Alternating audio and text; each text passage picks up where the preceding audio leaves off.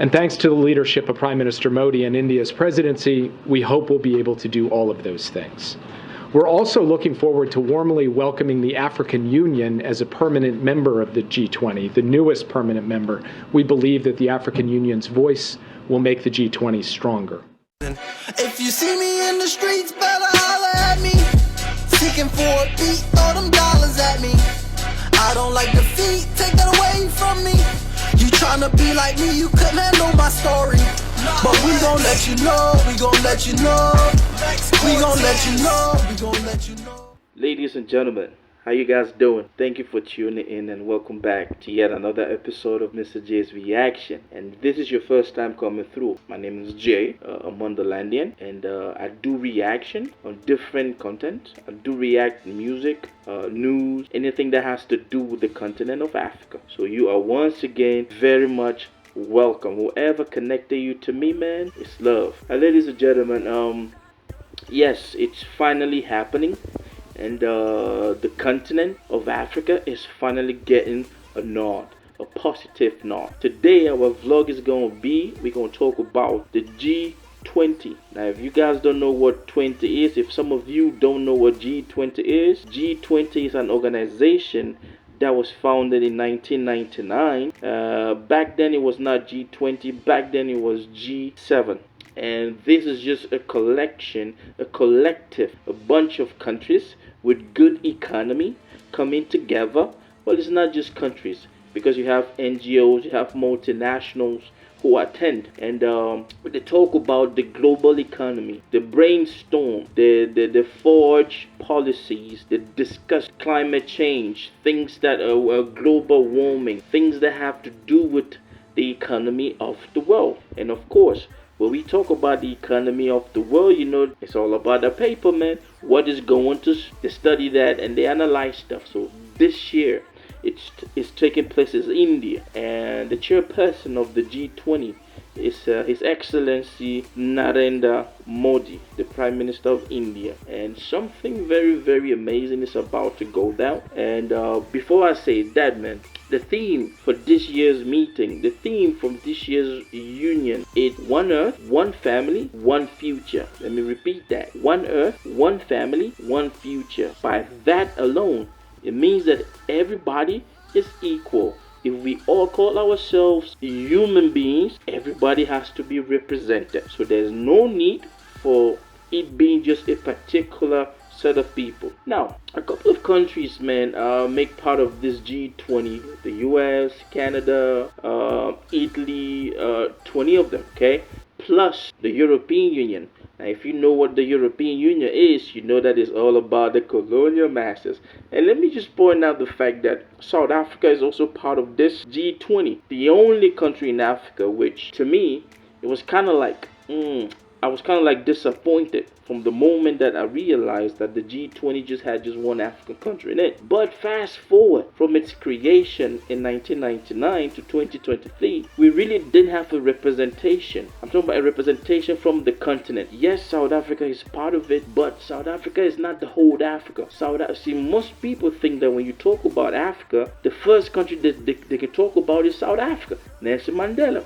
But South Africa is just one tiny little country in Africa. We are over 1 billion people in Africa, with an economy unanimously of over 3 trillion from Africa. So it was a disgrace. It was heartbreaking to know that we were not represented like that. G20. Yes, they had South Africa, but this year, guess what happened this year? So the chairperson, and of course India, because we got to give props to India for coming up with the initiative of bringing and acknowledging that the global economy is all about Africa. Now, what do I mean by that? Ladies and gentlemen, there's no country, there's no economy in the world that will tell you that they do not have some kind of links with Africa. Links in what sense? Raw material. Every country on earth, every country out of Africa has some type of link. It could be a multinational, it could be a business dealing, it could be, they are connected to Motherland. And to see that Motherland did not have that respect to be part of G20, It was heartwarming. But we all know that with the recent invention of BRICS, things and countries have started changing. With the recent occurrence of Africans standing up for themselves, speaking out vehemently against the discriminatory nature of the international system. Of course, it's but normal that they will like, hey, let's call them in, let's bring them in.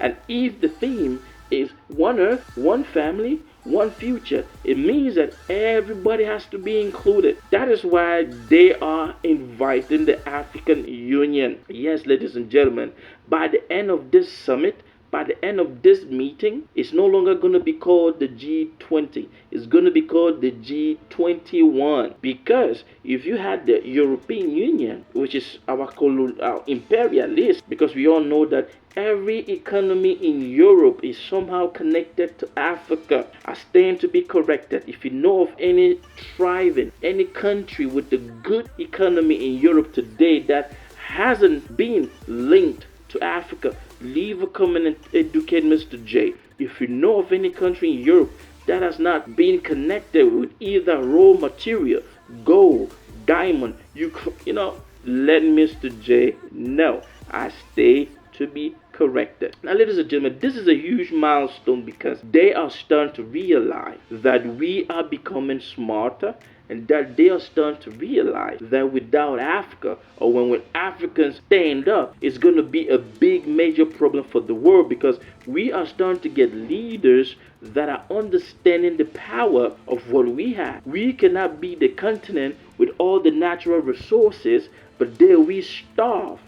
We cannot be looked upon as a baggage. We cannot be, it's but normal that we sit on the table and we communicate on equal level as one family. But this is applaud, this is a nod. Now, this is time for the African continent to stand up. A while back, there was the conversation of a free trade zone in between African countries. This is our time to stand up. This is our time to be like, you know what? We need to maximize these opportunities. This is time for Africa to rise. This is time for poverty to stop being a thing of the past with the continent of Africa. I want to see the African Union step up. I want to see the African Union start understanding that the youths of Africa, because hell, that's the only continent with massive unemployment amongst its youth. I'm talking about the continent of Africa. I'm not just talking about one country. It is what it is. So this is our moment. We are going to get into that G21 and we are going to make change. And we're going to need leaders that can stand firm when we are bargaining when it comes to African resources. You cannot have a raw material that is grown and from Africa and somebody in Europe telling us the price. That is unfair. And I hope that whoever the African Union chairperson, His Excellency the President of Comoros, an island off the coast of South Africa and close to Madagascar, I hope that they're going to come up with a team that will have that bargaining power to talk. So that when any member of EU, especially the colonialist, the imperialist, want to talk and they want to bargain with our resources, they should understand that Africa is rising. That is my time, ladies and gentlemen. I want you to leave a comment. Let me know exactly what you think. Is the calling of the African Union to the G21 a positive thing? Do you see it being a plus for us from the continent? Or do you see it as something that's going to retract us? Leave a comment. I love you, man. From me to you, it's all love. It's all one Africa. Creation, reaction, God. Big up TRB family. Misterjaay, I see you. I know some artists don't do this. God bless you and your families.